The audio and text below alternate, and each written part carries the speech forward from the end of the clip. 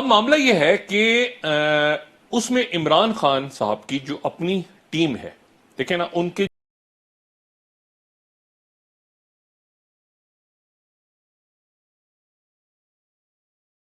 जो best of the best जो उनके साथी थे, मतलब मिसाल के तौर पे आरिफ अलवी साहब, ठीक है ना, सदर के तौर पर आए और आपको एक नफीस शख्स, पढ़ा लिखा शख्स आपको नजर आता है जी। सदर की सीट पे, ठीक है। अच्छा, बाकी भी कुछ गवर्नर्स हैं, कुछ वुज़रा हैं, लेकिन कुछ ऐसे उनकी टीम है जो कि जेलिन नहीं हो रहे। मिसाल के तौर पे जैसे शाह महमूद कुरैशी, जबरदस्त उनकी परफॉर्मेंस आ रही है, जबरदस्त हो रही है।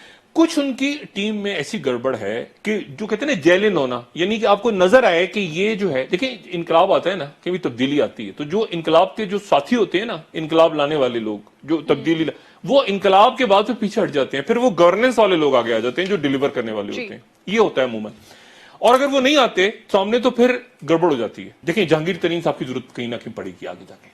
मैं जहांगीर तरीन साहब जो है वो आगे पड़ेगी इसलिए क्योंकि पंजाब की जो सियासत है, पंजाब की सियासत में इमरान खान साहब आज जैसे मुस्लिम लीग काफ के की लीडरशिप से मुलाकात हुई, चौधरी शुजात साहब से, बाकी लोगों से, ये जो अब देखिए ना, परवेज अली साहब को स्पीकर के ज्यादा वोट पड़े थे, क्या वजह? बुजदार साहब से, बुजदार साहब से ज्यादा वोट।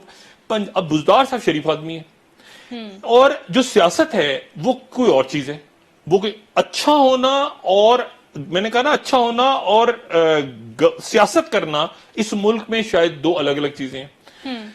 अच्छा आदमी, शरीफ आदमी है, लेकिन सियासत एक अलग चीज है, बिल्कुल ही अलग मामला है। और सियासत में वो सियासी जो सियासत उनके साथ जो 85 से हैं, 1985 के इलेक्शन से हैं, बल्कि उससे मैंने कहा ना वो यानी दवाई की भी कोई शेल्फ लाइफ होती है ना, मतलब 1985 के बाद जो है वो ये 2019 तक वही लीडरशिप है या उनके बच्चे हैं। अब मामला ये है कि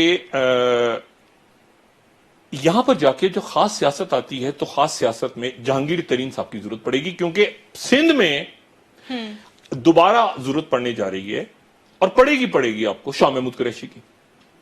सिंध तो सिंध जो है ना, देखिए पीटीआई खुद प्रॉपर पीटीआई, मैं प्रॉपर पीटीआई की बात कर रहा हूं, या तो पीटीआई अपने साथ जीडीए को लेगी, तो जीडीए को लेगी तो कितनी वजारतें देगी, और क्या जीडीए आएगी तो फिर वहां पर ये शुरू होगा कि अच्छा ये करप्शन इधर नहीं हुई तो उधर हुई है, तो ये जो पंजाब में हुआ है मामला कि इधर करो तो इधर भी करो, तो गुजरा आपस में दस्तों गरिमा है, कुछ तो सामने आके लड़े, कुछ पीछे लड़ रहे हैं, कुछ के पीछे भी लड़ाई हो रही है।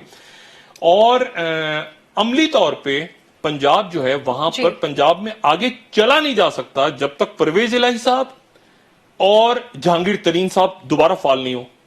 अच्छा वो भी फाल वही है, ब्यूरोक्रेट सारे वो उन्हीं वही फाल हैं, वही लोगों को समझा रहे। बुजदार साहब शरीफ आदमी है, लेकिन बुजदार साहब जो हैं वो मैंने आपसे कहा ना कि वो अगर हंगामा आ रही होती है, ठीक है ना, अब वो क्या कह रहे हैं कि जी इनको कुछ हो गया तो कत्ल की जिम्मेदारी जो है वो होगी मरियम नवाज से बगैर, और ये लॉकडाउन सड़कें शायद करवाना को हमें, असेंबली तो जरूर करवाएंगे जी। असेंबली, अच्छा असेंबली जब इरेलीवेंट होगी तो ये वो दिन है जब आपका बजट बनना शुरू हो गया। सही। इमरान खान साहब की जो टीम है वो टीम बराह करम आपस में लड़ाई और मारकुटाई बंद कर दे, ठीक है। अब देखिए ना, नजीम अफजल चंद साहब है मिसाल के तौर पर, पीपल्स पार्टी से आए हैं, लेकिन आके वो एक जगह पर बिल्कुल जेलिन हो गए, यानी बिल्कुल इमरान खान साहब, हालांकि कोई उनको बड़ी वजारत या ऐसे कोई उनके पास नहीं, लेकिन वो सियासी कारकुन है ना, बहुत शोर नहीं, आराम से वो अपना आए हैं, आराम से आके वो कारकुन की तरह।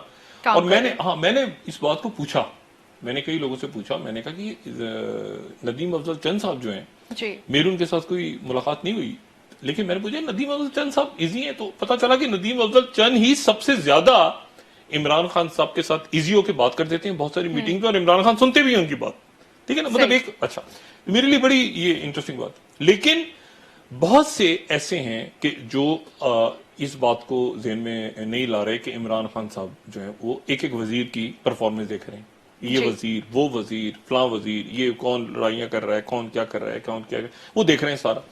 और उस वक्त जबकि ऑपोजिशन जो है वो अपने ये भरपूर अंदाज में ग्रैंड, देखिए मैंने आपसे कहा ना कि ये सड़कों पे कुछ करें ना करें, लेकिन ये असेंबलियां तो इरेलीवेंट हो गई ना, असेंबलियां तो रोकी हुई है ना, असेंबली रोकी हुई है, असेंबलियां रोकी हुई हैं उन्होंने। इस पूरे खेल में आने वाले दिनों में देखना यह है कि इमरान खान साहब जो हैं जी। वो सियासी तौर पे पार्लियामेंट को कैसे चलाते हैं आगे।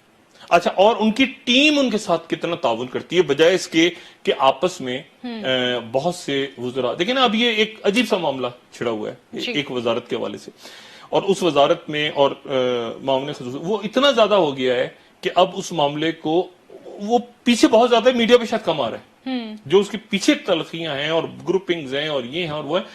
और इसीलिए देखिए, इमरान खान जो है वो हर एक से मिलते भी हैं और हर एक से वो बात भी कर रहे हैं। बुनियादी तौर पे तो मैंने आपसे कहा ना कि पुरानी पीटीआई में अगर आप कुछ अर्से पहले की पीटीआई में चले जाएं इलेक्शन से पहले, तो आपको इलेक्शन से साल 1.5 साल पहले तो आपको शाह महमूद कुरैशी नजर आते हैं, जहांगीर तरीन नजर आते हैं। अच्छा, अब चूंकि जहांगीर तरीन नहीं है ना, मैंने कहा ना शाह महमूद कुरैशी तो मुकम्मल तौर पे एज अ फॉरेन मिनिस्टर जो पाकिस्तान की फॉरेन पॉलिसी वो बिल्कुल सही।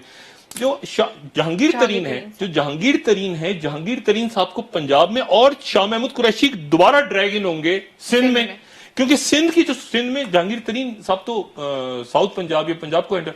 अब जहांगीर तरीन साहब जो हैं वो जब मुशर्रफ साहब की हुकूमत थी तो, और परवेज इलाही साहब जब वजीर आला थे पंजाब के, तो जहांगीर तरीन साहब उनकी टीम का रुकन थे जी। और उस वक्त जो है मुशर्रफ साहब जब गए लाहौर, और मुशर्रफ साहब ने पता किया कि कौन कौन से अच्छे लोग ऐसे हैं जो कि अच्छा डिलीवर कर रहे हैं परवेज इलाही साहब के साथ, तो उनमें से जहांगीर तरीन एक थे। तो जहांगीर तरीन फिर मरकज में आ गए। तो जहांगीर तरीन और परवेज इलाही साहब और चौधरी शुजात साहब जो हैं वो तो बिल्कुल ही ये एक टीम है पूरी।